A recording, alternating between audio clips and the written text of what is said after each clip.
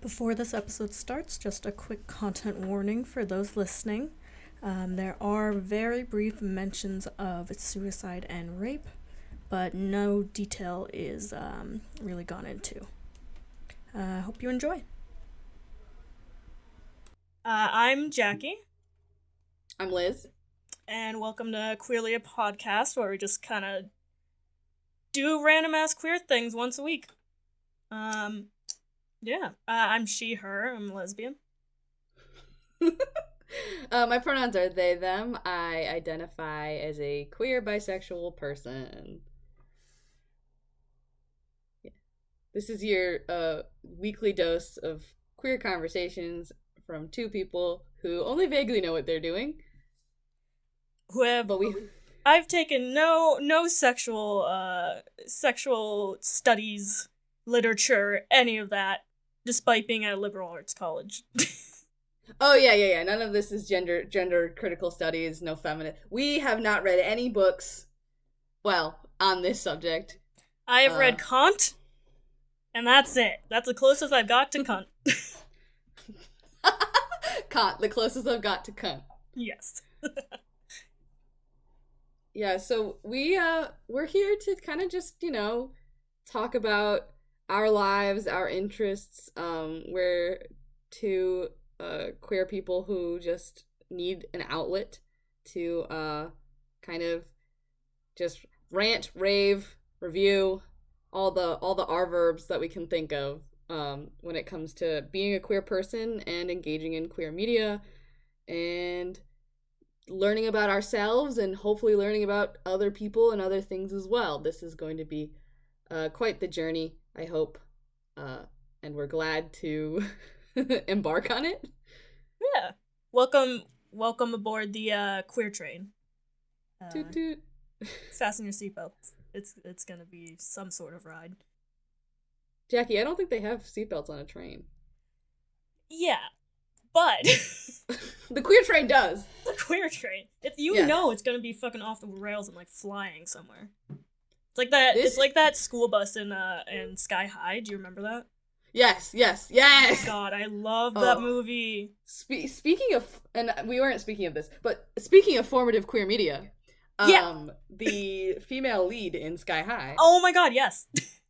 Maybe one of my first childhood crushes. Hold on, wait. Let me look up her name because I think her name was Ivy. I feel like her name was. But I mean the actress. Oh. Because we need to do her justice. 2005. God damn, dude. Okay, here we go. Like, her name was Layla Williams, so no, I made a name up. Danielle Panabaker. Well, no, because wasn't her superhero name was like Ivy or something, right? They had like superhero names. Because one of them was like, I think they just had names. No way. Hold on. Oh God, looking at Grown Up, like the main character. Oh God, the main character Grown Up. Can I just say, I don't think Will Stronghold deserved Layla Williams. Oh no, not at all. Oh my God, she's 34. Oh God, dude, no. She was in Mad Men, apparently, for like one episode. I don't know, I didn't watch. Oh, Mad she was Men. in Bones? Oh, damn. Yeah, this podcast is Liz and Jacqui read IMDb articles. Yes, basically. Us going on random ass tangents. This is most of my day, is just IMDb and going, huh. And then looking at ages and feeling sad. Oh, yeah. 34 years young. Okay, I have to find, because they used the name Ivy. I swear to fucking God. Well, she's based off of Poison Ivy. Well, yeah, but like, also, okay, fucking, have you watched, the animated Harley Quinn show? Yeah, yes I have. There's some more queer Kino there. Yeah, so one of, I think, our goals is to kind of give us some space to sort of talk about, queer media that, like, either, I think, or media that isn't even queer, but like influenced us as queer youths. And part of that, well, a big part of both Jacqui and I's, I think, sort of cultural background is cartoons. Yeah. Um, Early I grew up. 2000s, Yep. like childhoods, and then like 2010s and all that. So And now I'm an adult and I still love cartoons. same. So yeah, we're cartoon adults. It's it It's not a phase, mom. it's an underrated art form. It's Totally. yeah, like there's some cool ass shit out there, and there's also just like you have your trash show in live action. You have that in animation too. It's like you have the same range and quality, but that doesn't mean that there's no upper like crazy ass good shit. Oh yeah. Oh, exactly. Totally. But you were saying about the Harley Quinn show. Yeah, no, that's stupid. I like some of the jokes. I will say it's kind of like hit or miss, but the ones that hit, they're like they're pretty damn good. And then also the way that they do sexuality, I guess, or like how fluid it is in the show. Oh yeah. Yeah, because it's not like a huge focus, but it's like a thing. Poison Ivy gets with spoilers. Poison Ivy gets with Kite Man, and then with Harley Quinn. But there's never like Kite Man asking like, oh, like what the fuck, like did you love me? It's more of like, why are you leaving me? I loved you. Blah blah blah. Yeah, it's not like Kite Man is like, since when were you gay or whatever. We Yeah. don't spend, I think, something that's important to see nowadays, is not just explorations of people discovering that they're gay, but also people just being the sexualities that they are, with Mm-hmm. and without labels, without really having to question it. Like, we've seen enough, I think, in media, we've seen enough, like, cruel or just sad or very nerve-wracking coming out stories, Yeah. that it gets to a point where we just kind of need to be like, oh yeah, this character is queer, and that's like, not, it's not a trope of theirs, like they're not a gay best friend or whatever, but they're also like, it's also not like a shocking element of their personality or of their character. And so Harley Quinn does that quite well, especially as Poison Ivy and Harley Quinn both have previous male attachments and love interests, but they both, they still like love each other, and that's not something that's like, Harley Quinn being in love with the Joker not only is shown to be super toxic, which is like amazing because Mm-hmm. for whatever reason modern interpretations of the Harley Quinn Joker romance really doesn't show how toxic it is. They also don't show uh her like understanding that's toxic a lot of the time. Like even if it is yeah, toxic, they usually don't show her as like a victim within that. exactly, and she never gets to reclaim her, like, I think that's another thing that people find interesting between the, I will say, main thread of like the Suicide Squad movies and Harley Quinn, the fantabulous emancipation of one Harley Quinn or whatever. I'm never saying Birds that of movie Prey. title again. That is never ever going to be said by me, because this is an audio medium, and that is a horrible title to have to say. That is For someone who why trips over their tongue constantly. that is Never why they saying that have again. the two title. It's that and then Birds of Prey, and I just default. All right, Birds of Prey. I love how I didn't even remember that it was called Birds of Prey. But there's a distinct sort of like handling of the two, of the relationship between, like, admittedly I didn't see the first Suicide Squad I mean, movie good. because I That's a don't good waste my thing. money on absolute trash. Oh At god, I least I saw try it in not to. theaters, dude, with my family. Ooh, We had seen. you. I think it was because I think it came out around the time of Wonder Woman. We had seen that, and then my sister really wanted to see it because she had seen all the media about like, oh, they had to go to therapy after Jared Leto was like, method acting, and they sent rats. He sent dead rats to the co-stars, and it's like, oh, oh god, it's bad. It's boring. I too would need therapy if I met Jared Leto, but that's just because he's a dick. Like, Yeah, I like never got people who liked him. To be honest, it just gives yeah. off weird vibes. No, I cannot even think of a movie that I've seen that had Jared Leto in it that I enjoyed. I don't even know that I've seen a movie with Jared Leto in it. He's just not a factor. He is, you know what? You know what? I will, about the Suicide Squad, the first one. The one without the. The one that wasn't bad. Because or the one that was bad. The one that was bad. Oh, god damn. the one that didn't have the at the very beginning. Just yes. Okay. That one is an example of something that I'm going to start terming straight people media. There are certain things that are like capital S, capital P, straight people media, and I think that is an example of that. I'm gonna make a running list. We're gonna get it. We're gonna get down to let's make a list. The science of what straight people media is. Pin it in our chat. Yeah. So with the animated show, there's actually a comic that it's basically after the show. It's called, I think, Eat, Kill, Bang Tour. Yeah. Great title, right? It's a great title. It is. And so I think there's like 5 or 6 currently out issues. And first, just the art style I like a lot. If you look it up, it's very it's very expressive, and like it isn't exactly 1-to-1 with the show, but I think in a good way.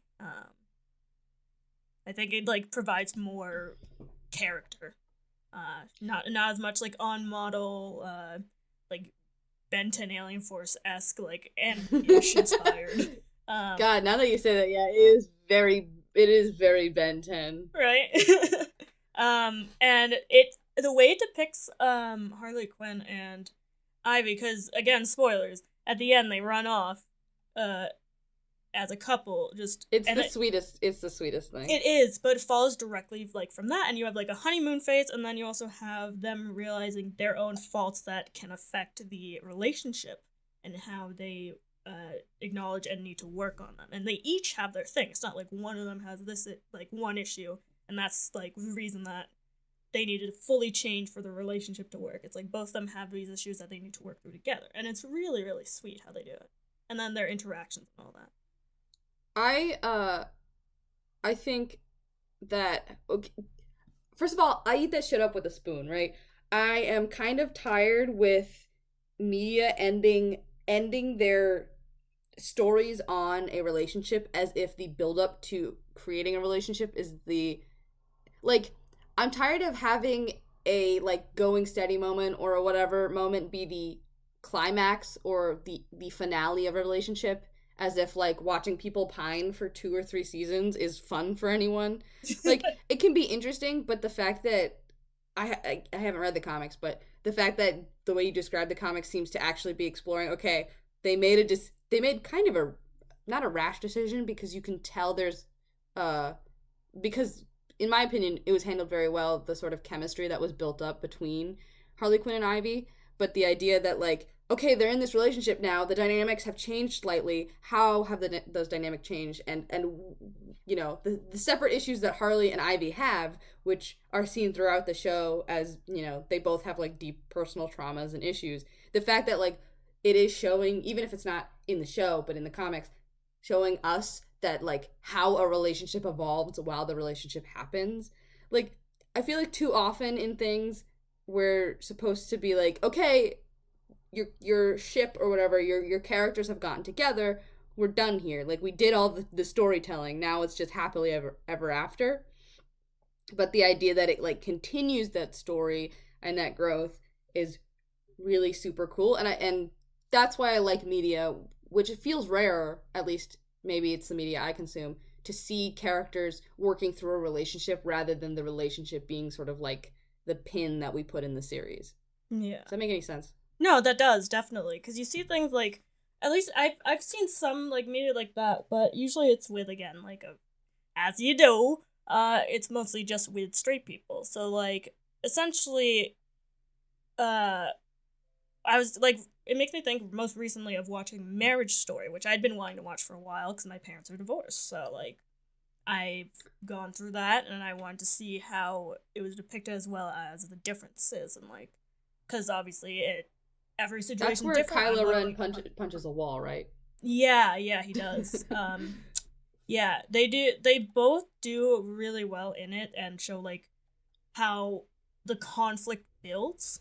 And so there's, I don't know, I feel like there's almost some hesitance when it comes to media portrayals of LGBT plus uh, relationships that are that have like toxic or unhealthy elements, but portrayed in a healthy human way, like them acknowledging it and then either having to move on from each other because of it or have to work through it.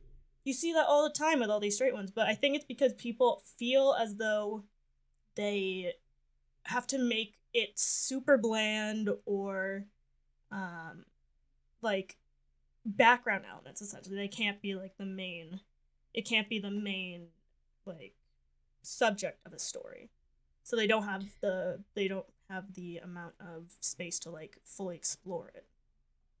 So like I've never actually watched the show Voltron, but I've seen a Neither have I. long critique of it. And so like one example is the apparent they did some big bad queer baiting toward the end.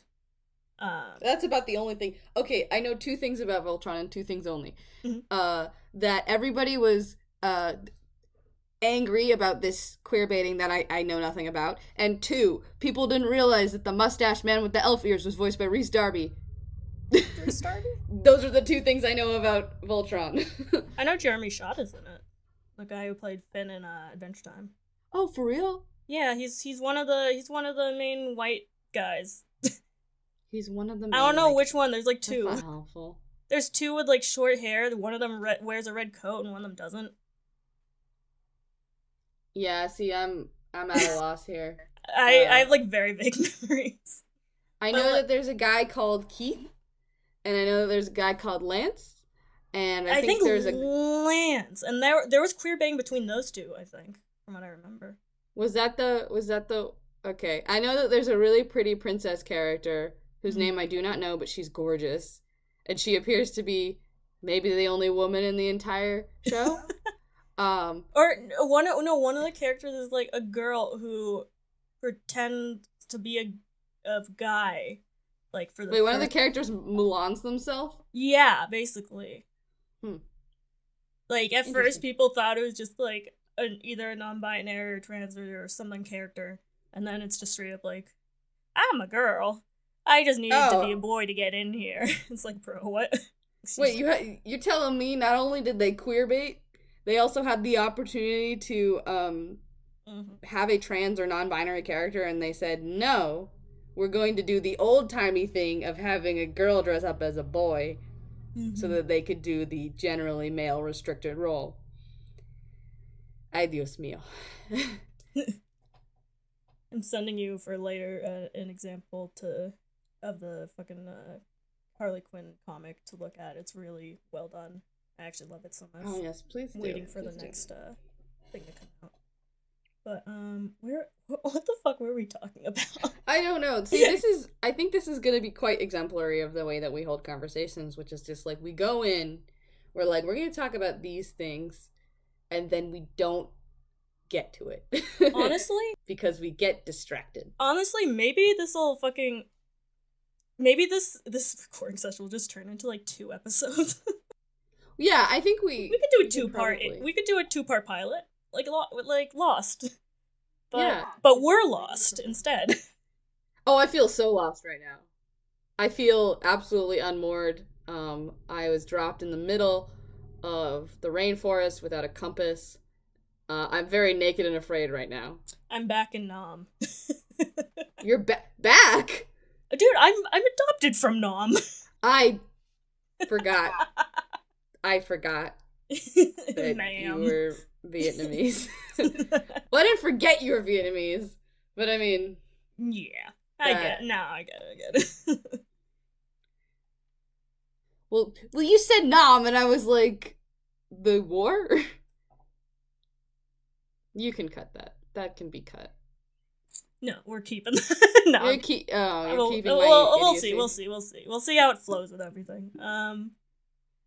Okay. We're flowing much like, we're flowing like, I don't know, like concrete flows. Molasses on a cold ass day. We're flowing much like I can't think of anything that's not a liquid right now for the sake of this metaphor. Flowing like jello. Flowing like soap. We're flowing like rocks right now. Like a brick. Yes, flowing like a brick. Yeah. Should we should we jump to should we jump to Owl House, I guess? Oh yes, please. Okay. Like we went from Sky High to Harley Quinn, all 5 iterations. And then we went to Voltron, which neither of us have actually watched. Just what we've learned from cultural osmosis. Yeah. Which seems to be close to nothing. YouTube hour-long plus critiques, man. That's where I get my news on on it. I get mine from Tumblr posts that are way too long and I just scroll past them, so it's like whatever I see of the first couple sentences of the post. That's how I learn things. The only times I've used Tumblr are, like, to look at specific artists when they, like, post it there but don't post it elsewhere type things, but I haven't actually looked at, like, text posts. The great porn ban of 2020 or something, that moved a lot of people to Twitter, so I can see why. OnlyFans and Tumblr, man. Yeah. Key demographics. All right, we're in our little bubble. I'm the Tumblr queer representative in this podcast. Okay, Owl House. let's get back. First of all, thank you, Dana Terrace. Oh, big ups to CT native, Connecticut native. CT. We're both from Connecticut. This is our shit. Yeah. Also, Connecticut, underrated state. Taxes suck, yes. But landscape and people and, like, the atmosphere, top notch. Oh, yeah. Well, here's the thing. I realized a couple years ago that the Titan of the Boiling Isles was very potentially inspired by the Sleeping Giant mountain range in Western Connecticut. I had thought about that. Because Dana is from, I believe she's from Danbury, which is close to where the Sleeping Giant mountain range park is, and if you haven't had the chance to visit beautiful Connecticut and Sleeping Giant mountain range, it is basically a set of mountains, or some people might call them hills. Is it in the Hanging Hills? Yes, I believe it's part of the Hanging Hills. And the Hanging Hills aren't as intimidating as they sound. It's just old ass New England ghost tales type thing. So don't worry. They're very beautiful. I have absolutely no idea what the Hanging Hills are, to be honest, because I'm pretty sure. Well, the Hanging Hills is where that black dog, like on the mountain thing. Oh, but my God. There's other ones. This is me being literally shot point blank with old Connecticut history nostalgia. But the Sleeping Giant mountain range is a mountain range that looks like a giant sleeping on its side, and you can kind of like see there is this idea of like, oh my gosh, what if there were settlements built upon what is actually the skeleton of a giant ancient monster or god or whatever. And that's really cool to see in the Boiling Isles. Also, we do get to see like depictions of Connecticut, of the fictional town of Gravesfield? Yeah, which is very like Connecticut town name. Yep, it's got like their own little historical society. It's got like colonial roots. They talk about witches, which every town does, and it ends in field. Oh, sorry, go. Oh, it ends in field, which half of the towns in Connecticut end in. Yes. Litchfield, Fairfield, Plainfield, Enfield. Oh God, yeah. So many. Or port. It's either a field or a port. If you're by the water, it's a port. If you're not by the water, it's a field. I mean, even Fairfield, which is relatively near water, but yeah, Bridgeport, Mystic Port. It's just not close enough to be the port. Yeah. The thing I can't find why they're called the Hanging Hills, but yeah, the main like urban myth around it, urban legend, is the black dog. So for those who don't know, usually, like, I'm guessing most people don't know unless you're from a very specific demographic of Connecticut. Basically, some guy was hiking around and he saw a black dog. Something great happened. I forget what. He was very lucky, basically. Then he told a friend about it. They went hiking. They see the dog again. This time they see a dead guy too. Then the original guy goes missing. The friend then goes, sees the guy's body. So basically, first time you see it, you're lucky. Second time, you're basically seeing danger. Third time, you die. Which is the weirdest fucking, like, myth about seeing a dog in the woods. Like, it's a random black dog just chilling in the woods. Though it's supposed to, like, not leave any trace of its existence, like no footprints or sound, or you can't touch it. Like, it just disappears. It operates on the classic mythical rule of threes. Yeah, and exactly. it's also just it portends. It's weird though. This whoever's listening to this podcast is like, I thought they were talking about queer things. They're just talking about myths in Connecticut. Yeah. But it is weird that it's like the first time you see it, it's good, but do not see it any other times. Mm-hmm. Then you're fucked. Yeah, here the Wikipedia, according to legend, first time results in joy, second sighting is a warning, third time is a death omen. Apparently, at least 6 deaths have been blamed on third meetings with the black dog. Bro, what if dogs ever done to you? What if dogs? What the dog doing, evil? Man? What that dog doing? But back to the Owl House. Yeah, Owl House. Just a beautiful show. Love the fucking color palette and designs. And then obviously the gay shit. It's great. Oh, it's here's the thing. When the Owl House was first coming out, I was jazzed because I knew who Dana Terrace was. I knew that she was in a relationship with Alex Hirsch and that she had worked on some of the most beautiful scenes that were hand-drawn in Gravity Falls. Best fucking show. And when I knew that Alex Hirsch was attached, I was like, oh my gosh, this is going to be amazing. And very quickly it proved like, oh, hell yeah, it is amazing.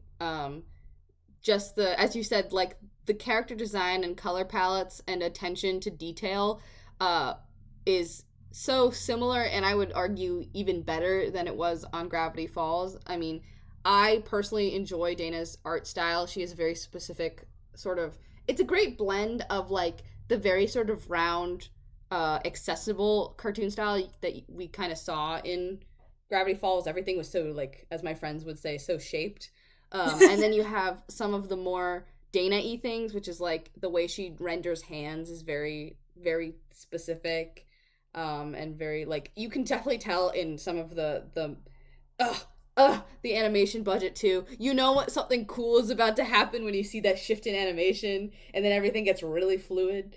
Dude, so spoilers for season 2, like, second to last episode or something. Oh, this is gonna be like fully spoiler territory. Oh yeah, totally. Like, go watch the show. The whole series. If you want to witness some, like, of the most amazing, like, wholesome ass gay early teen type stuff, go watch it. Even if you don't, just go watch it. It's really great. It's genuinely I will say so the first few, like, the first season, especially the first half, it feels a lot more episodic than it ends up being. So there is, like, serialization. So just heads up for people who go in, like, wanting that serialization immediately. But as soon as I saw, so the second last episode, as soon as I saw the up in animation quality on Amity replying to Luz about something, I knew something was going on.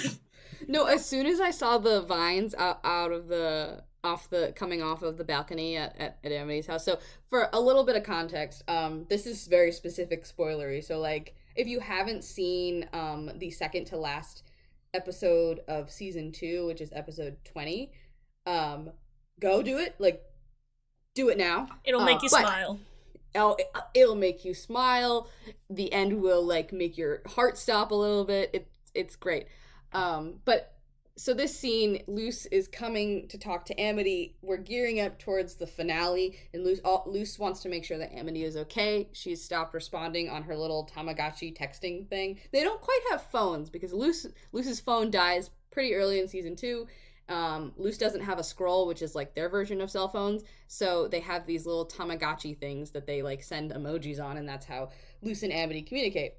And so they're seen doing this throughout the season. Now that Amity's Tamagotchi thing, that's what I'm gonna call it, was broken by her horrible mother, Odalia, Luce gets really nervous because we're almost approaching the Day of Unity, this big event that we discover Belos is going to basically kill or seriously injure all of the witches, anybody who joined a coven. Again, if none of this is making sense to you, I suggest you watch The Owl House. So Luce comes to Amity's house, and we see this change. We see these beautiful vines coming off the balcony of Amity's room, and that's exactly when I knew we were going to get an animation change because there's a lighting effect that happens. Oh, yes. Usually in animation, things are very simply lit, where there's like, if there's a clear light source, we may get a shadow, but like otherwise lighting effects are very flat. It's very time consuming to go in and try to keep track of lighting sources and changes across the body. Like that's requires budget, and even then, a lot of time you'll see, especially in older movies, you'll see it kind of corners cut with that. But every once in a while, when you do see it, it's like, oh, chef's kiss. And usually when it's animated like that, it means that it was animated.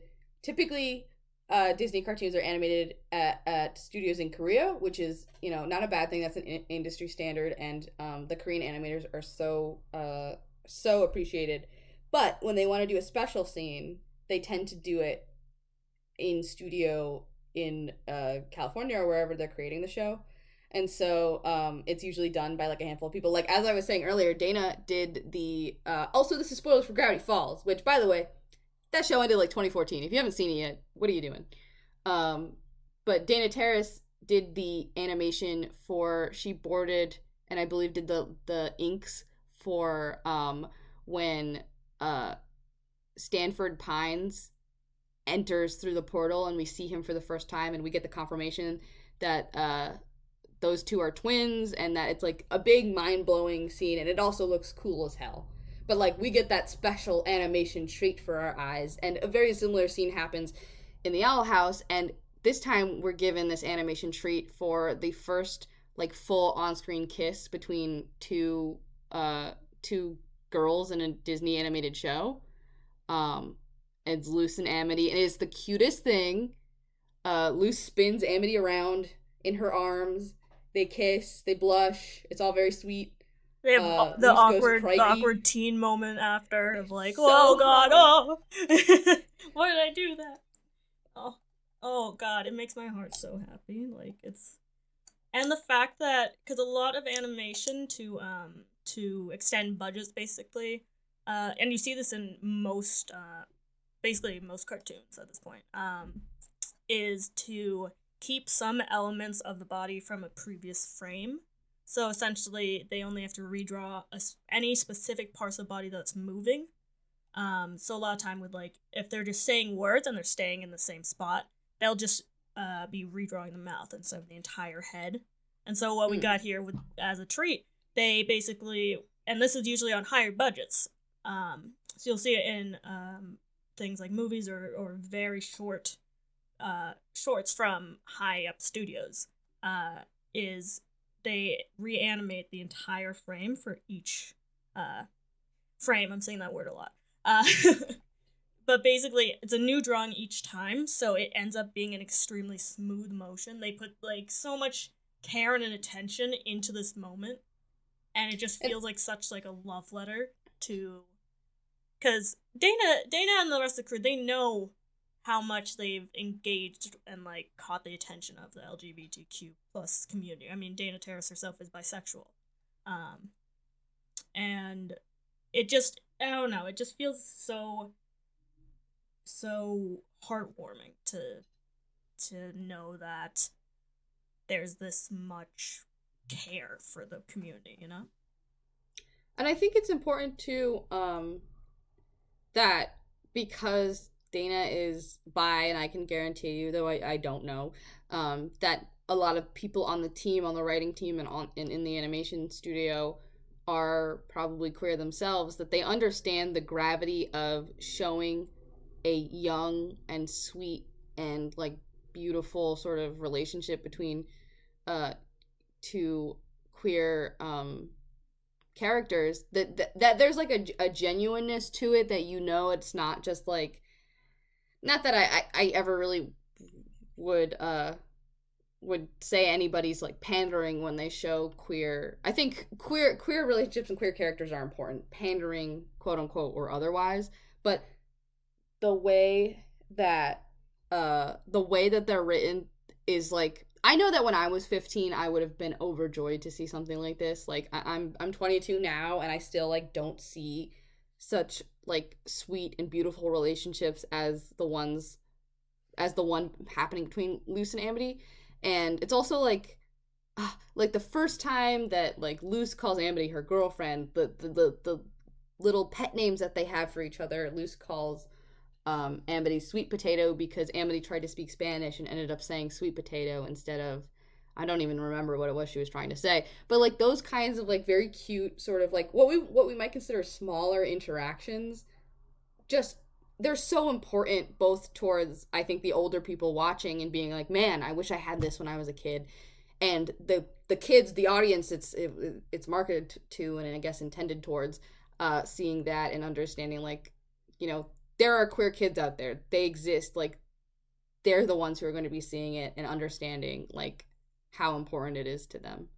And so like that, I think that's part of the reason why the Owl House is so popular on Disney Channel, even though Disney doesn't, I don't think Disney wants to admit it, and I think a lot of times Disney has been reticent to admit it, that their most popular shows are those that have a broad range of appeal rather than this targeted younger audience. And because the Owl House is so hard to like, they don't know how to make merch for it, they don't know how to sell it to children in a way that they're able to sell like see, now I'm being asked to come up with another Disney kids show, but I cannot. Let's say Miraculous Ladybug, for example. Like that's something that's very easy to make merch from because you have cutesy characters, and then you have the main characters, which are like superheroes, and we know Disney loves to make superhero merch. That stuff's easy to merchandise. The Owl House is not so easy, even though King is adorable, Hootie is adorable. There's a lot of merch opportunities there, but like they understand like, oh, adults aren't going to be throwing away their money for this. You know, we want kids to beg their parents for the new doll or the new costume or whatever. It's really unfortunate that that's where the focus, that capitalism drives this, what pieces of art get renewed or get more money, because I think at least being in online spaces, seeing how fiercely, like every time a new Owl House episode comes out, Tumblr is all over it. It starts trending #1 on Tumblr. Twitter, it starts trending on Twitter as well. And seeing the like amount of like the way that there's meta discussion as well as just like fan art and people writing fan fiction and people like taking part in the fandom. Disney sees it. You can guarantee Disney sees it, but they ignore it because because the analytics are telling them it's not popular, or it's not popular among the most money-making groups of people, which would be young children. And so like that's when now we're at this situation with the Owl House 2, which it just had a gorgeous season 2 finale that set up so much, and what is being set up only has 3 45-minute episodes left to tell it in. And so like people want to save the Owl House, and there was a big push for a renewal for an extended season 3 for something these pushes have been happening like maybe every couple months, but Disney won't relent because it knows it doesn't make it money in the way that they want it to. I know I got off the rails there, but like it's so frustrating because you have such a big group of people who love this and are so thankful for the representation it gives us, and then you have the corporate suits people who are like, well, it doesn't make any money, so we're going to cancel it anyway. It's such a weird discussion of art, I think. I And you think that's the also, point I'm trying to make. yeah. And there's also the whole like the fact that it is so explicit in its like I guess queerness um that because Disney, one of the big things with your big company trying to make a lot of money, get the biggest reach, and all that is being able to appeal as many people as you can. So having things like small hints to certain communities, but generally having it to the point where if you aren't in that community, you can just hand wave it away. Mm. That is what you see most. That's why you have things like characters who are coded queer, coded a certain minority or anything like that, but not explicitly said something, or you have the infamous gay couple who appears on screen for 2 seconds in the background and is cut overseas. Um, Oh my god, you we can have a whole other discussion over the oh amount boy. of times I've read articles or seen things about a Disney movie coming out saying Disney's first canon gay couple Mm-hmm. on the big screen, and it is like a 2 second flash in the pan thing or a reference or whatever the hell they were doing in Beauty and the Beast. Like, Yeah. And that this, yeah. that combined with the whole like their funding towards certain political figures and groups and blah blah blah. That's a whole nother can of worms. The whole "Don't Say Gay" bill, which many opinions on. But getting back to Owl House, I think that that is also part of the reason that they aren't like. Of course, that's not the only reason. I think that there are a lot of people who think that the only reason it's being canceled is for containing like gay characters. Um, but I think what you said with the not being extremely marketable in terms of making toy sales, things like that, and then also it not being very episodic in structure, which makes it hard to air episodes out of order on TV, which at this point I'm not really sure that's a huge excuse because now most people just use streaming services and serialized shows are great on streaming services, but but also the fact that like I know they've edited out some stuff in other countries, but things like the a very well animated, very like long scene of a kiss and things like that. It's not something that if you were say, and I don't want to, I don't want to alienate specific group, but if you were a very uh not maybe not politically, but socially conservative individual who was not so down with the alphabet mafia. You could say homophobic. You could say homophobic. Yeah. If you were well, even if you're not like straight up homophobic, but you basically like it's like people who say like who aren't straight up racist but still hold certain like things subconsciously. I'd still call them racist, though. That's Not fair. that we have to. Not that we have to get into this in our discussion of Yeah. a children's cartoon. Fair enough, fair But enough. But if you're homophobic, you can basically, let's say, the scene with the dance in the first season, where they're doing the Grom dance. Um, mm-hmm. Another very well animated section. But you could hand wave that away as you if you could read it as non romantic, and that's basically an out in terms of uh, Disney keeping the largest audience it can. And so I think now that it's gotten kind of put more into a certain corner rather than generalized room, that's part of the reason why they like canceled it. It's very much for Disney breadth over depth, and this is true not just for Disney but for many media companies, is that they want something that uh they don't know, seemingly they don't know how to capitalize on cult or dedicated fandoms. I think especially I'm gonna blame Marvel movies on this. I'm not a cultural historian, so it may not be the case, but I feel like the trend I've seen with Marvel movies is that Marvel movies seemingly captured the attention of as many audiences as possible. Like when the Avengers came out, you could feel good taking your children there, taking your spouse to the Avengers. You could anybody could enjoy something from the Avengers because it had comedy, it had a lot of action, it had things to focus on. You didn't have to know the characters. You can still have a fun and enjoyable time. And so like the fact that it could be shown to so many different groups of people and therefore sell merch and marketing was important to them. And now I think a lot of people are chasing that same sort of idea that you can make the media you can make a piece of media for anybody. And that's also where we tend to sacrifice artistic storytelling and representational storytelling, is that if it needs to get everybody, it's focusing on nobody and it's not telling a story that is significant to anybody.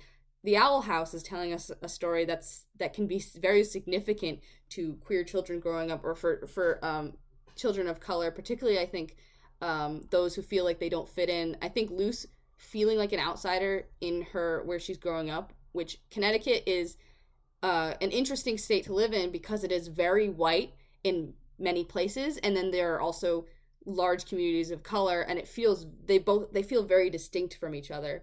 And so like I'm assuming that Gravesfield for Luce is very white compared to other areas. At least that's what I get from the layout of the city. Like where I live is super white, but there were still families of color, and I could see them feeling like an outsider. Obviously, I don't want to speak for them.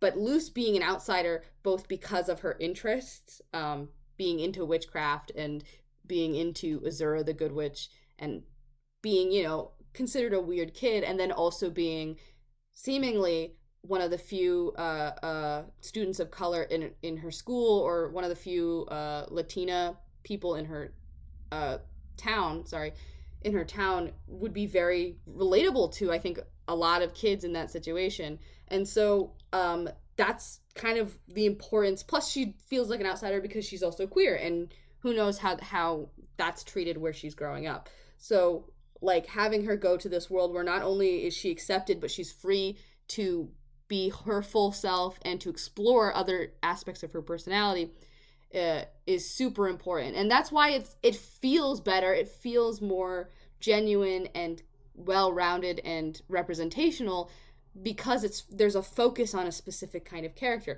You can still, as you know, I'm not Latina, I'm white. I'm a white non-Latina person, and I can still take interest and comfort in the stories that the Owl House is telling. And I think a lot of people can do that. But the way that like corporations tend to think is like, well, if it's not about me, why should I care? And that's like very stupid. To end a rant, it's very stupid. Well put, rant. I as a person who is a person of color and queer and I grew up very close to where Dana grew up, essentially. Maybe like 30 minutes, 45 minutes tops drive. And so it was very similar type of community. I grew up mostly white. I'm adopted into a white family as well. With a few people of color. I went to a private school, so there was a lot of like kind of trying to get everyone on the same page as a norm, whether it be how you expressed yourself, as well as how you acted, how you performed academically, everything, essentially, trying to get you to a specific mold. And there were other communities that were in other towns near us that were much more people of color based. But I essentially went to school with 6 people who were Asian besides me, in a school of 500. So that's a good reference point. So if I had seen something like this as a kid, I think it would have been really, really empowering. I mean, like, even at the time, I knew that I wasn't straight, but I also didn't know what I was because no one ever talked about it. The only reference for a while I had was the idea of being pansexual. Mm. But no one ever talked about it. The norm assumption, of course, being straight. And yeah, if I had seen something like this, I would have known this much faster instead of at age like 20. So I feel like it's it's awful because there's these great stories, this great writing that can connect and like help people understand themselves as well as others, but because the fact that money makes the world go round and you gotta fund all this stuff, and I'm not saying like money is the root of all evil. You gotta pay the fucking animators and writers, blah blah. But the the the surrendering of artistic integrity as well as just kind of social responsibility for capital gain, I think, is one of the major problems we're seeing right now.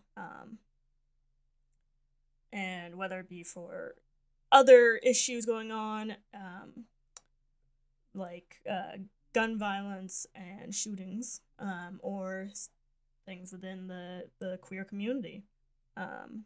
It's just it's a major issue that we kind of we address it, but we need the straight people to address it too.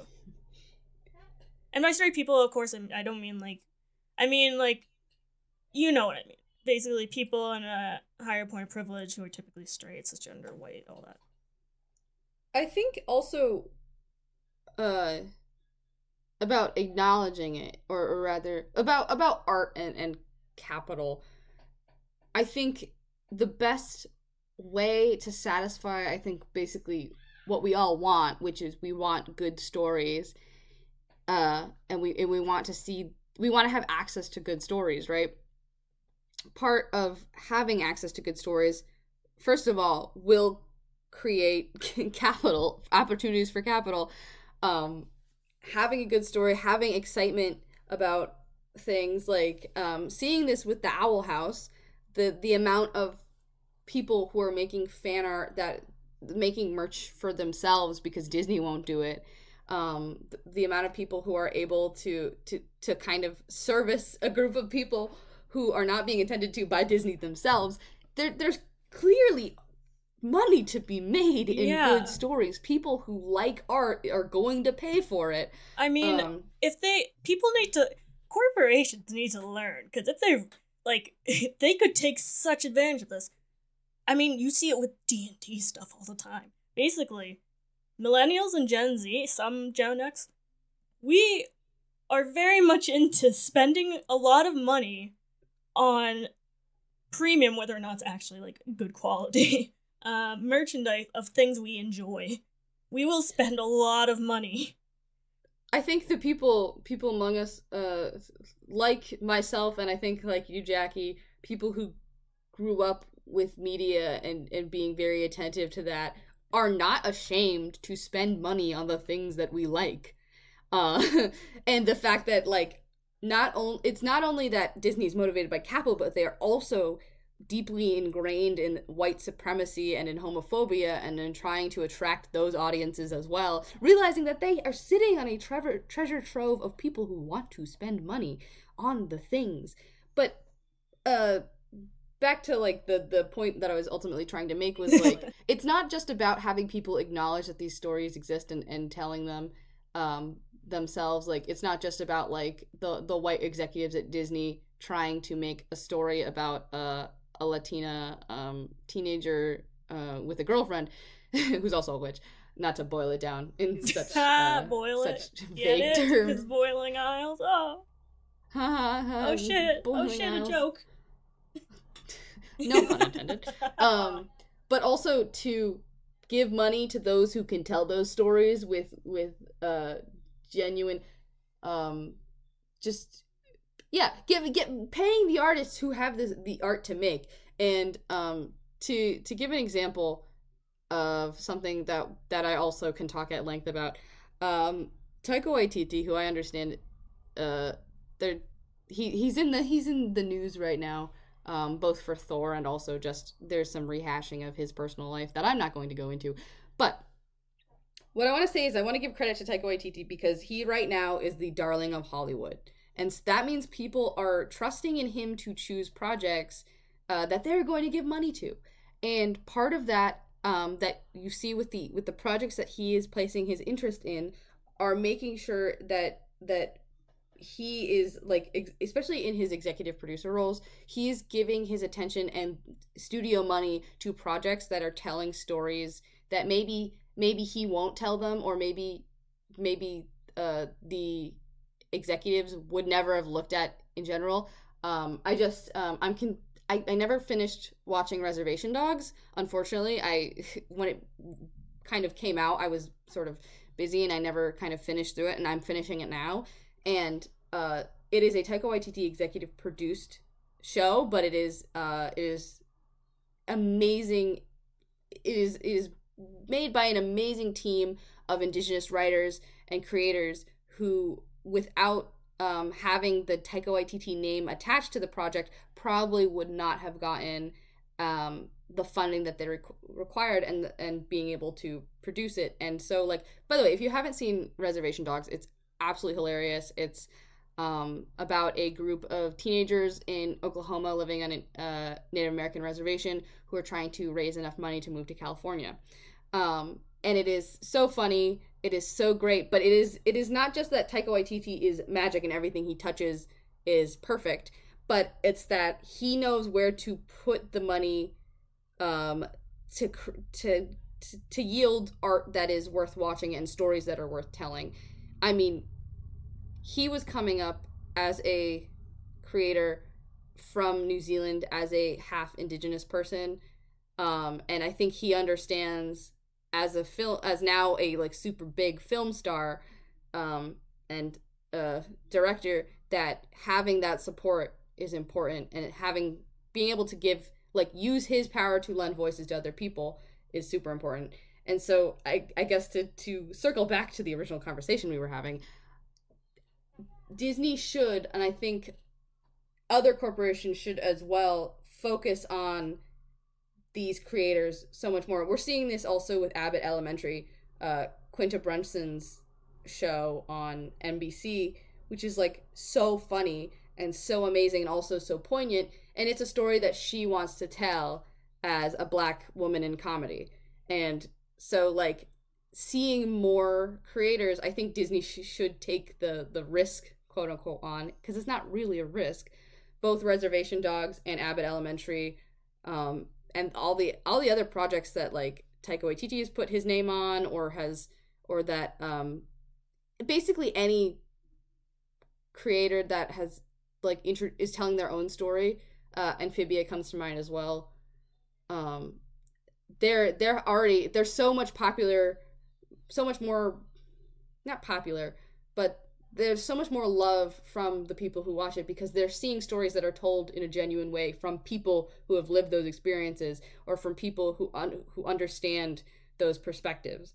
And so, like, to see The Owl House written by someone who is queer and writing in queer perspective, staffed with a group of people who are also queer and people of color, it's so important to have those voices, not just like Disney decides they want to make a show. I mean, it's also another reason why, this is me just listing media I like, but why Encanto was gorgeous was because it was written by Colombians featuring Colombians.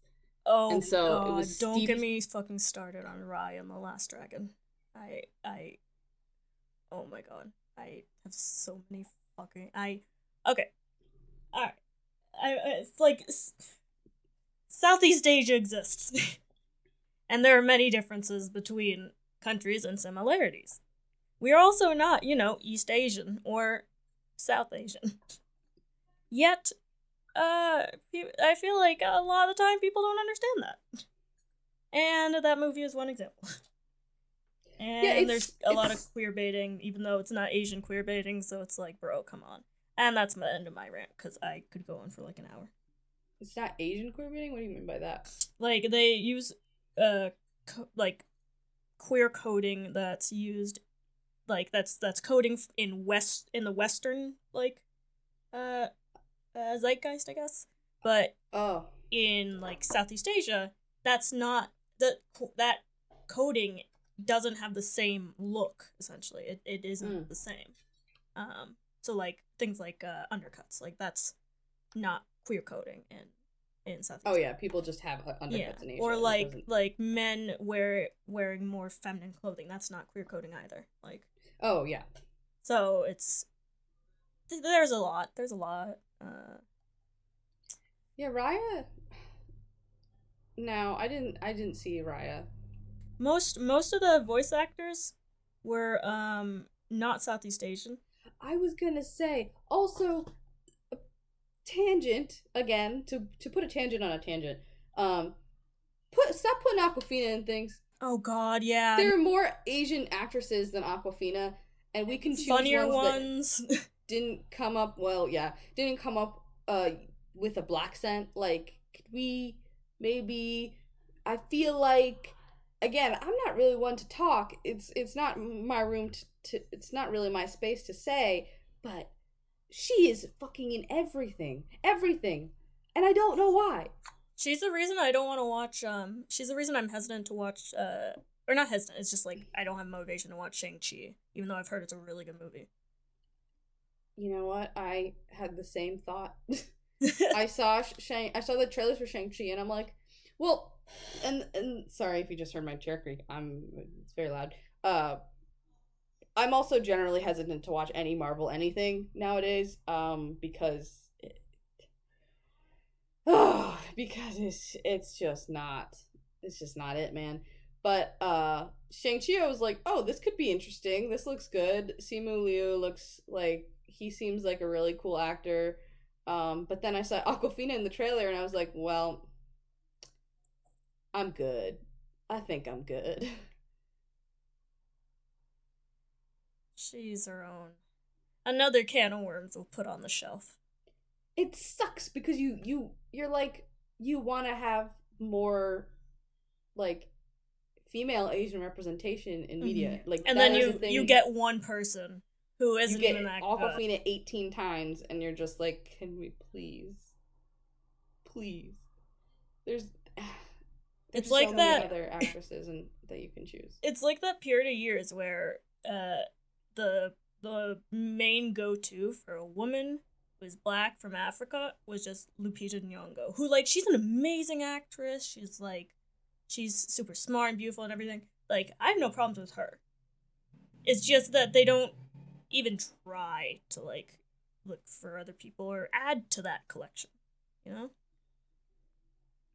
Yeah, I think no, I think that's a solid point too, is that um I think a lot of like white run media companies, I think all of them are white run. I don't know why I said that. You can cut that.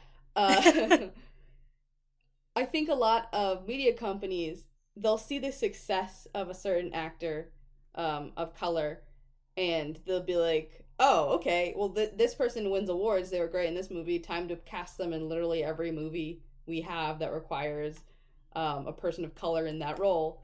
Like you said with Lupita Nyong'o, who, again, is absolutely an amazing actress. Like, nobody's debating that. It's just also, like, the fact that they seem to stop at finding actors for a little while before they like they'll have a new up and comer and then they'll let them be their sole sort of actor for that specific role for a little while and then they'll be like, all right, you're too old, we need to find someone else, or you're no longer the up and coming actor, you're now well established, you don't have to choose these roles, so we need to find someone else.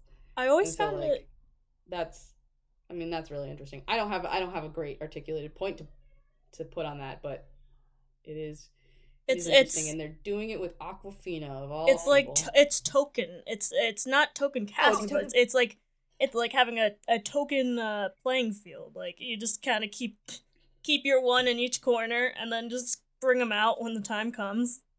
For a while, Michael Pena. Yes, Michael Pena. For a while, he was the token for like any Mexican. Oh yeah. We need a funny Latino character get Michael Pena on the line. He's a Scientologist. Yes, I knew that. That's Sad. unfortunate. Wait, is it Michael Pena or Carlos Pena? Carlos Pena, who was in Big Time Rush, is a Scientologist, I'm pretty sure. They might both be. God. They might both be Scientologists. Oh god. Oh no. Oh, the most disappointing Scientologist was Elizabeth Shit. Moss. Cause I think she's like a really great actress. Yeah, she is. She's another example. I think she's an example of someone who I love their work, but man, I don't want anything to do with them after that. Michael Pena. Yep, Scientology Scientologist. is 2000. Carlos Pena one. He's married to Alexa Vega, who was Carmen in Spy Kids.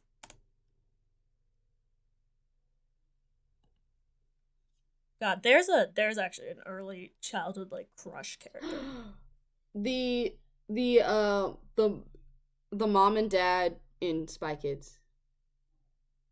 Oh, Carlos Pena or Carlos Pena Vega. Oh my god, my headphones just died.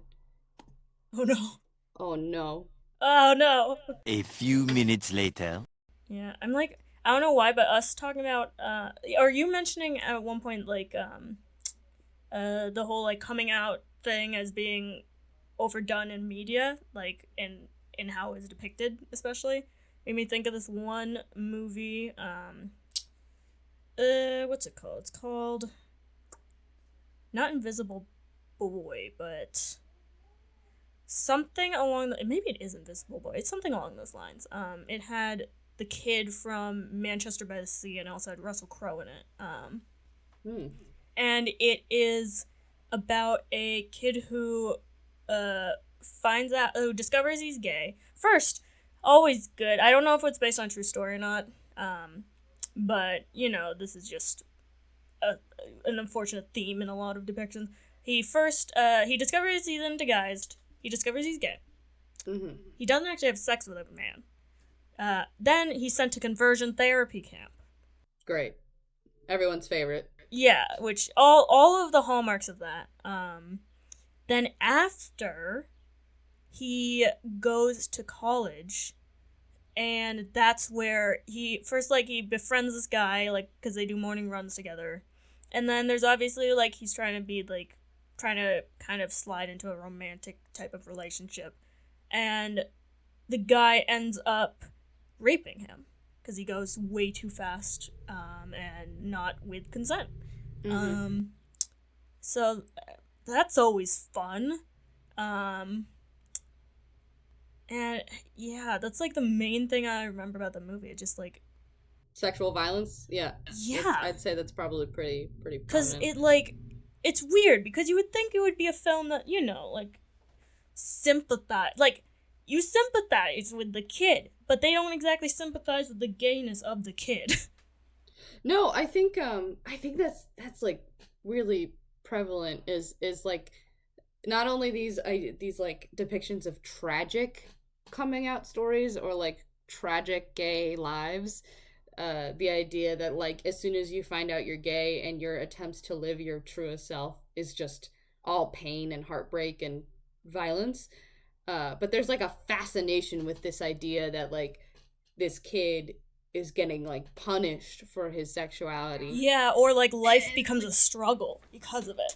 Yeah, like and they're like ostensibly sympathetic because they're like, look, we're showing you a depiction of a gay person and we're showing you, you know, look how sad it is that this happens to gay people. And it's like a more sympathetic depiction would show them, I don't know, like being able to work through that trauma and show like queer joy and whatnot. So like it's a very because sort of we should depiction. One of our episodes should be on like the whole gay suffering type trope, honestly, because like that's a huge thing. And like I think that honestly is really bad in terms of setting up this dread in like either newly or already and like young or just even vulnerable queer people of like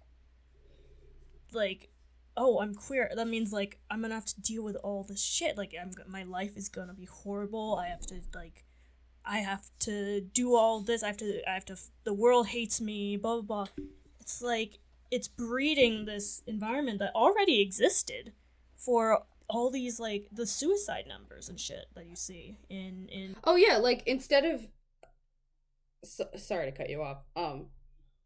Instead of allowing people realizing that they're gay to feel, especially younger people, to feel happy and confident and proud of themselves now that they're finally walking in a direction which means that they can become their most authentic self.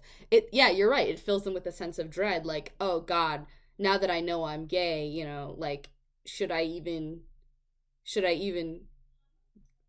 be proud of it? Should I even try and like come out to people? Like, who's going to the first thing that like I realized when being queer was like, oh man, how am I going to tell people? Like, how is this going to change the way I interact with basically everybody in my life?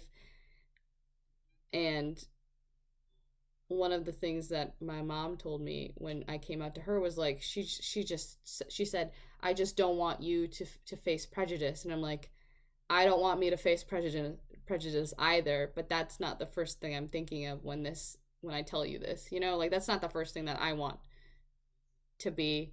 I don't want people to think of me and be like, that person's queer. I wonder how much shit they get for doing that. And I think that that's why like media, especially that shows us that this joy can happen, is very important. I feel like we can now move past the period of time where we have to show, look how much gay people are suffering, and now we can go into like gay people are like you and me, gay people also live and they love and they have tragedies, but it's not just because they're gay. There are other elements to living gay life. So to kind of wrap up my ideas about the Owl House, I think one of the things that is less prominent, particularly because it's not really we don't get to this until majority of season 2, but Ida's relationship with Rain and Rain as a character themselves is amazing, but I love this idea that like not only can people rediscover love admittedly not as old as you might originally think Ida is, but at like an older age too. Like we're showing kind of two different ends of the spectrum of queer love. We have like this newfound sort of very sweet and like developing love between Amity and Luce, and then we have the mystery and some of the heartbreak from Rain and Ida that, I mean, to be honest, I just want them to kiss. Yeah, I want them back together, cute. Man. It's like parent trapping them. Yeah. And the fact that it's still a queer relationship, like it's Rain being a prominent non-binary character and just being non-binary, which is also not questioned. Like, I feel like we're now living in an era where non-binary characters are going to be more prevalent, and we're not going to have to like explain what being non-binary is to people. They'll just they'll intuit it, I think. Just like we intuited through Rain that Rain uses they them pronouns because they use they them pronouns. They're a person, that's super cool. And Ida and Rain are adorable, and it's like the fact that we get to see like not only how they grew apart, but how they come together and how they originally met and everything. Like, it's just so sweet. And the fact that they did not, spoiler alert for the last episode of season 2, the fact that they did not kiss, I'm a little annoyed. I wanted them to kiss. They're very cute. But I hope we get a beautifully animated kiss scene between them, those two. Not that kissing is the only way to show affection, I just hope to see them again. Yeah. I mean, I'm sure we will, but I hope to see both of them again. Yes. Oh, yeah, man. Jeez. Yeah. Rain wasn't looking great. Rain was quite yellow. Like lines. Not yellow like Asian. Yeah. Yeah. Let's not do that.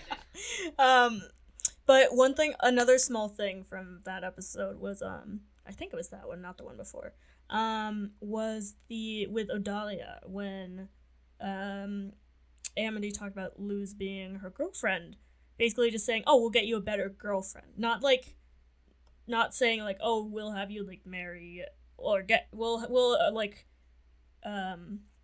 we'll arrange something with like a proper suitor type thing. It's like it doesn't matter that she has a girlfriend. It just matters that Odalia is like, dude, we need to keep a reputation. Oh yeah. Like that's another great thing too, is that in this universe, homophobia doesn't exist in overtness in the Boiling Isles. Like the Boiling Isles isn't. It has its prejudices, but those prejudices are about being about wild witches, about the kind of caste system that they've developed, which is the coven system, not through racism or homophobia, which is really refreshing because we know that Luce is coming from our modern world, is coming from where we're coming from, and so we, I think, understand, like, oh, there's probably some concern from Luce about homophobia, but like that's not the concern for most of the show, and it's not something that I think we're not going to be ending up seeing that with Camilla. Like she accepted a slug monster into her home. Nah. You're calling V a slug monster? Well, design wise, like a slug axolotl. Yeah, I would say like which I'm told that that's not how that's pronounced. However, I do not know. It's like yeah, it's the SHX basically thing. It's like yeah. Like Xochitl?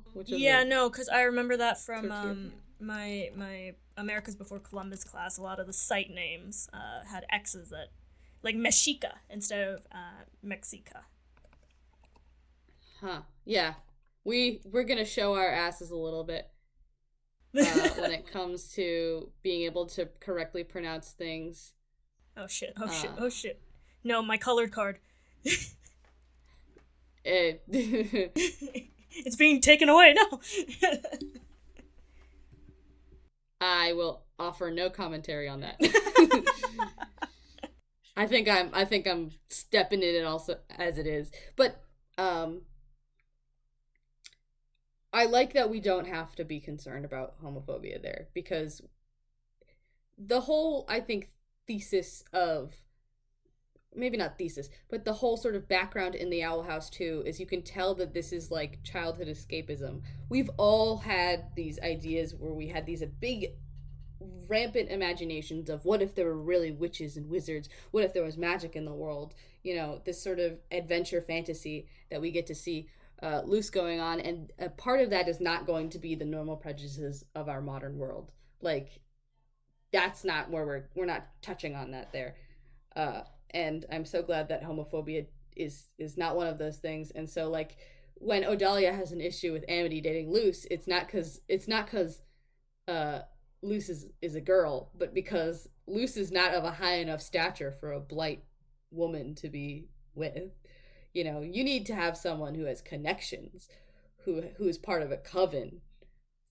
Like those are the concerns with Odalia. Odalia is an absolutely terrible mother, and another sort of part of that episode, which is episode 20 out of season 2.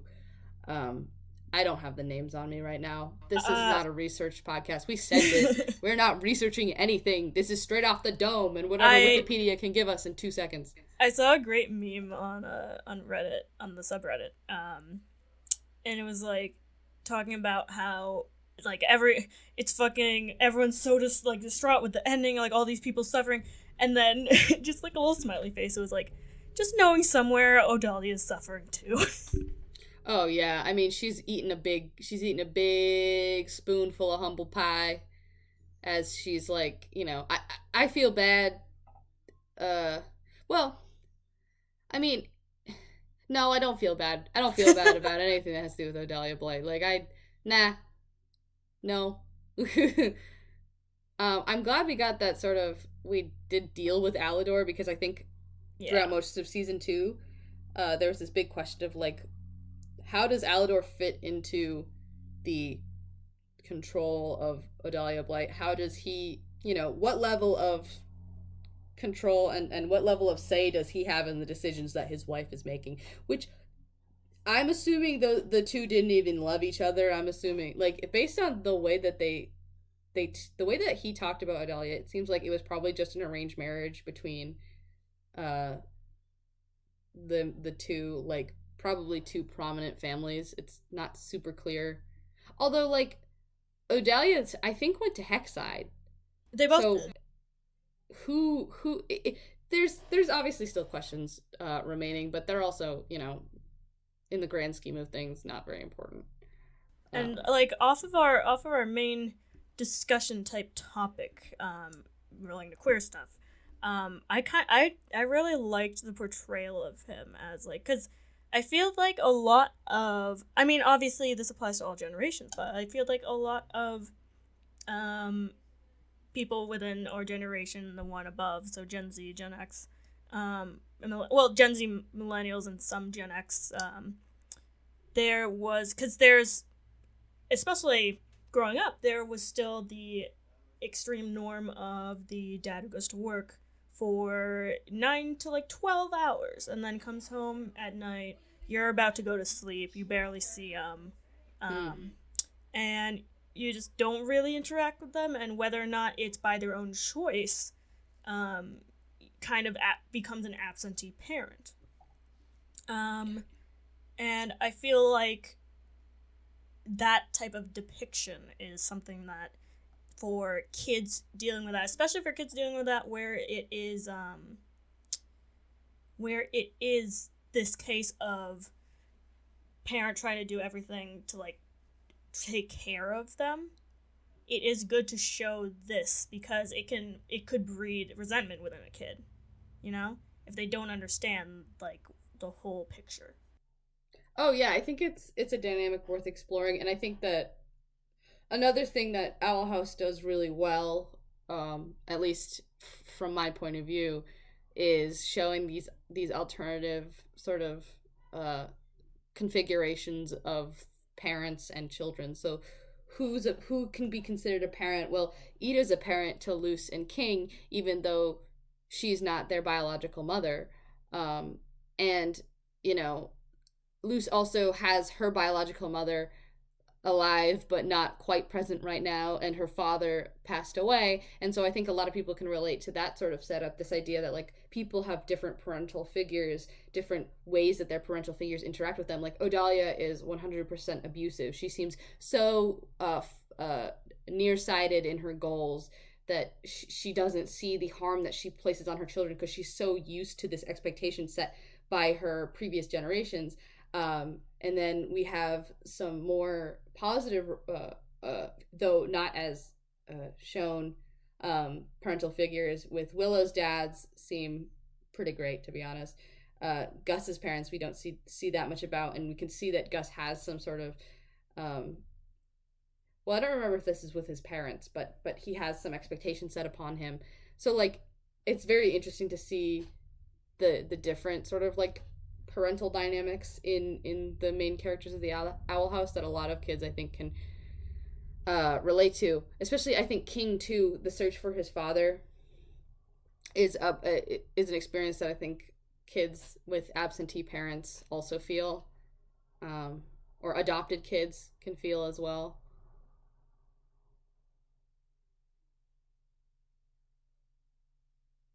God, yeah, the whole, like, the Bill character in that episode where he meets, like, all the Titan hunters. The moment it showed, like, this area under his chin, and it was like a skin color, I was like, what the fuck is happening? What's going on? Did they color it weirdly? Oh yeah, oh man, that was because when we're first, I think this is at the end of one of the first episodes of season 2, we see that the character who we're like, oh, that could be King's father. The fact that we're shown that character trying to send him a letter to King, it's so it's so funny and tragic that that's where that was paid off. Is that, well, we do learn that King is much more powerful, and will eventually get much bigger than he is at this moment. But he's also, unfortunately, seemingly alone in the world. That the last member of his species, and also his father, is the very island, to take us back to the beginning, the the very island on which the whole story takes place, like the Titan being his father, is like, it's great that he knows and he's empowered by knowing, but it's also so upsetting that he knows he'll never really actually meet his father. That's when you think about the idea of like the land that you inhabit being the corpse built on the corpse of like your parent. That's so fucked up. Like, just the mental like hoops that you'd have to deal with. Like, imagine if imagining like Connecticut or Massachusetts or something was like his corpse. It's my father. Yeah, that would be, I mean, yeah, that would be fucked up. Not gonna lie. Like oh god, that gets very dark very fast. Yeah. Yeah, but... I love the fact that they play around with like these kind of dark elements, honestly. Oh yeah, I mean, that's another thing too, showing from Dana's sort of like point of reference in a lot of Dana's art, especially when she was a student in college, where she does a lot of horror inspired art. Like, she's a master of body horror, as we've seen with some of the villains. Like, even one of the earlier sort of episodic villains in season 1 was that wizard who was playing all of the characters. Oh, yeah. And he was like this big creepy monster. Oh man. Yeah. She's kind of got a great knack for that balance between a light sort of adventure comedy and then this really like deep, I mean, let's call a spade a spade. Bellows is like a genocidal witch hunter. Like, that's very dark for a child's show, you know? And he's also basically, I think it's been pretty well stated throughout the course of season 2 that Bellows is not someone who Luce can redeem through being nice to them and showing them like how much better their life would be if they had just given everything a rest. Like, I think part of Luce's power as a protagonist is that she's really great with showing people the good who they could be as a better version of themselves and leading them to redemption. Like, we see that with Hunter.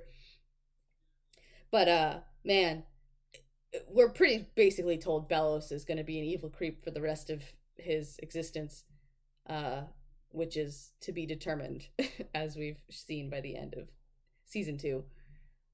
I didn't know about the credits bit with the Bellows scoop until Reddit, because I had watched it on YouTube, and it cut off before, like, right at the beginning of the credits.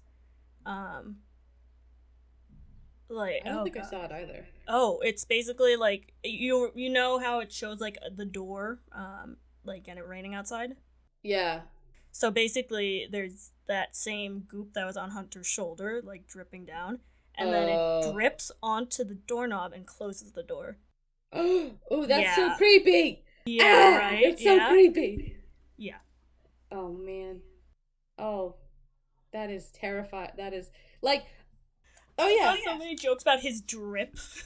Like, first Lou's making fun of it, and then he gets his literal drip. Yeah, that's true. That's true. Oh man. Yeah, another example of the ability of horror and Dana Terrace is how spooky the Bellows monster actually is. Like, very terrifying. Yeah, I think we've talked at length about many things, some of which were relevant to the theme of this podcast, other things that were not as relevant, but hopefully enjoyable nonetheless. Do you want to take us out? Okay, so thank you for listening to us ramble about our weekly LGBT plus Alphabet Mafia topics. If you'd like to listen to more of our podcasts, you can find us on Apple Podcasts as well as Spotify. We may be expanding to other platforms, but we will see. If you'd like to reach out to us with any comments or topics that you'd like us to cover, or just tips for us, opinions, anything, there will be posts with each episode on the subreddit r/actual lesbians. You can also find our podcast at rss.com/podcasts/queerly. Otherwise, just look up Queerly a Podcast on Spotify and Apple Podcasts, and you'll find us there. Hopefully, the next episode will be out a week after this one, and we hope to see you all next week. Bye.